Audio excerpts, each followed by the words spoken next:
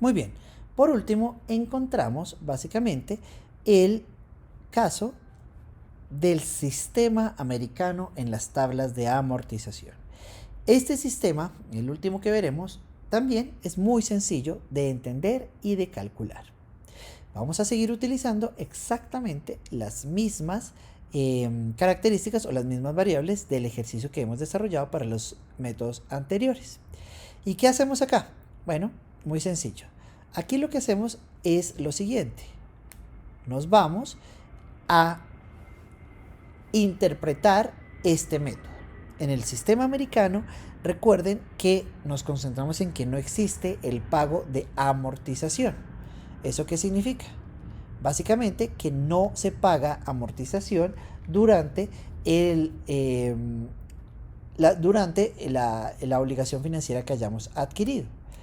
Y al finalizar los periodos pactados, ahí sí hacemos el pago de dicha amortización.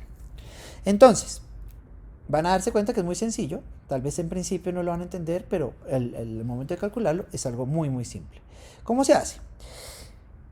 Como ya sabemos, este método se caracteriza porque no tiene una amortización sino hasta el último periodo. Entonces, ¿qué hacemos? Sabemos que vamos a pasar a la tabla de amortización. Ya tenemos la primera columna, que es el mes o el periodo, que es 0, 1, 2, 3, 4, siempre partiendo desde 0. Y luego, ¿qué hacemos?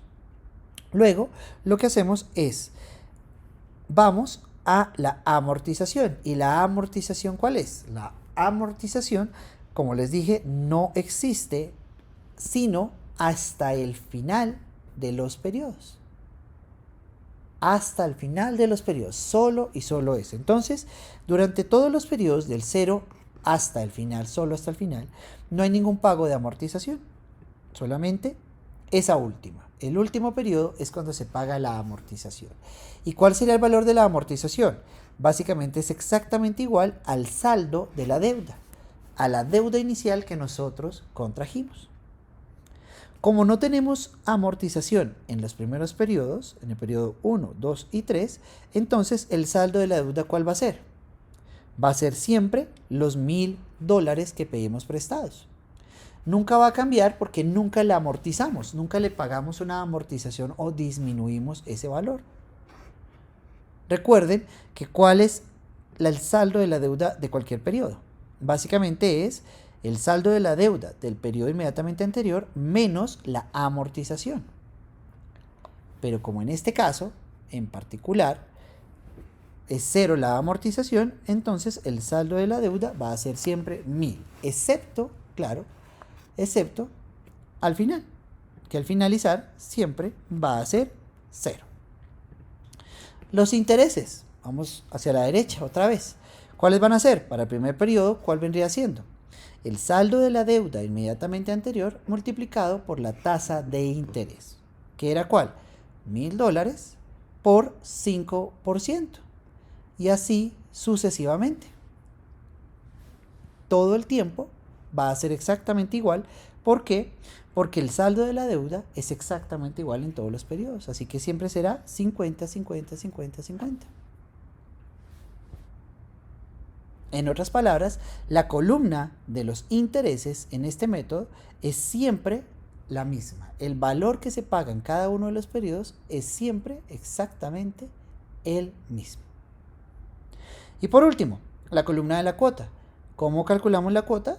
Como siempre, amortización más intereses. 0 más 50 nos da 50. 50, 50, excepto en la última columna o en el último periodo. ¿Y por qué? Pues sencillamente porque en este caso sí existe una amortización. Se paga todo lo que se debía en un principio, 1,000. 1,000 más 50 nos da una cuota de $1,050.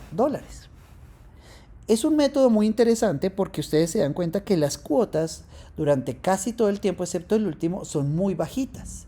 Pero al finalizar el periodo pactado, pagaremos toda la deuda más intereses, lo que hace que la cuota sea relativamente alta, ¿no?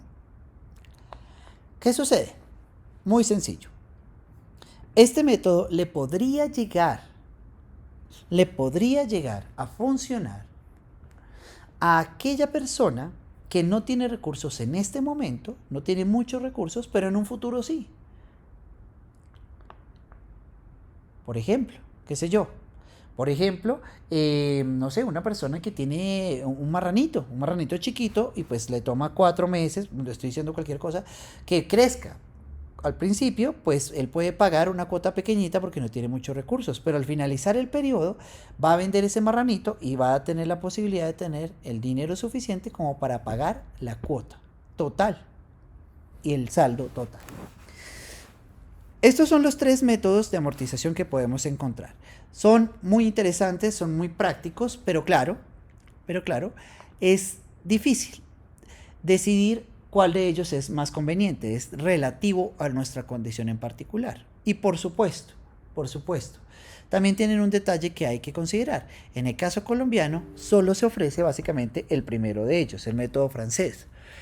¿Y por qué se hace esto? Pues porque nosotros somos un poco, bueno, no es que todos seamos, pero tal vez sea más fácil para las personas, incluyéndonos, claro, comprender un valor de una cuota fija, que no vaya cambiando con el paso del tiempo. Entonces se utiliza solo ese, que uno ya sabe que al principio a 15 años va a pagar exactamente la misma cuota. Esto es un poco diferente, son otros métodos, pero pues que aquí no se utilizan mucho. Con esto culminamos estos videos y ya podrán proceder a realizar la actividad prevista para el sábado. El sábado a las 11 estará activa y tendrán plazo hasta las 2 para poderla realizar. Será acerca de este tema en particular. Chao, chao.